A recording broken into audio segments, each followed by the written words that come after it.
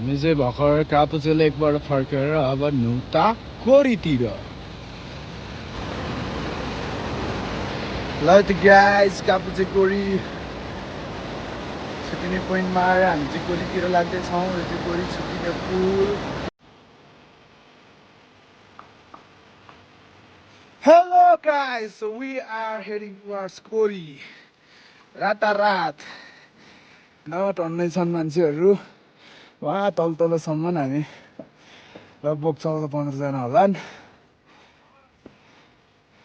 so चाहिँ हामी रातको अहिले ठ्याक्क 8 बजिरहेको छ कोरी डाँडा Finally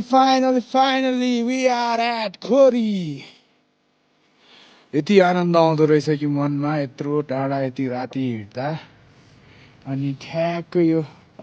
अब चाहिँ होटल आइपुग्नु लाग्यो है भन्ने वाला लाइट देख्दा चाहिँ my god and this is Kori डाँडा आइपुग्यो है हाम्रो होटल